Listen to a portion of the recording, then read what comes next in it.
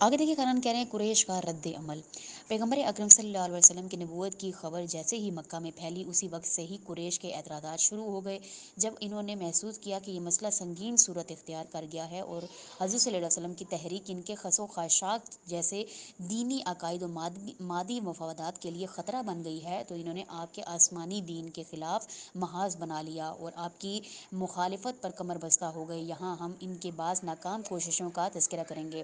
مذاکرات، سب سے پہلے مذاکرہ،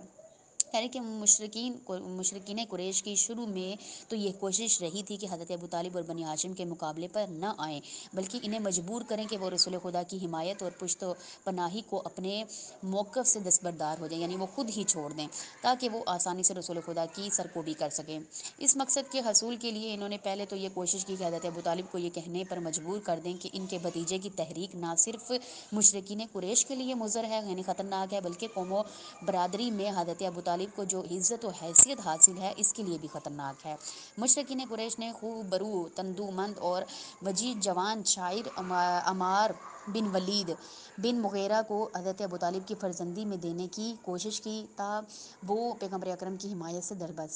دستبردار ہو جائیں اور آپ کو ان کے حوالے کر دیں۔ حضرت ابو طالب نے ان کی کوئی بھی بات جو ہے ہر بات کا منفی جواب دیا اور کوئی بات ان کی نہیں مانی، اور رسول خدا کی حمایت سے دستبردار ہونے سے کسی بھی قیمت پر انکار نہیں کیا، یعنی پر انہوں نے کہا کہ کسی بھی قیمت پر میں جو ہے رسول خدا کا ساتھ نہیں چھوڑوں گا، حضرت ابو طالب علیہ السلام نے فرمایا۔ پھر جب دوسرا پوائنٹ کہہ رہے ہیں کہ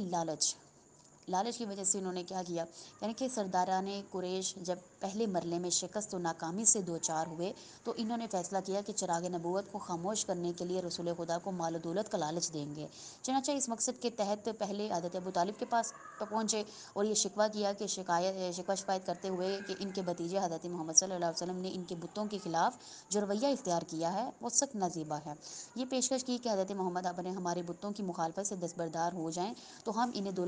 دولت سے مال و مال کر دیں گے، یعنی انہوں نے کہا کہ اگر انہی کو مان لیں، یعنی بتوں کو مان بھی لیں اور پھر ہم ان کو مال دیں گے۔ ان کی اس پیشکش کے بارے میں رسول خدا نے جواب دیا، خداوند متعال نے مجھے دنیا پرستی اور زر اندوزی کے لیے انتخاب نہیں کیا، بلکہ مجھے منتخب کیا گیا ہے کہ لوگوں کو اللہ کی جانب، یعنی اللہ کی جانب آنے کی دعوت دوں اور اس مقصد کے لیے ان کی رہنمائی کروں۔ یہ بات آپ نے دوسری جگہ ان الفاظ میں فرمائی کہ چچا جان،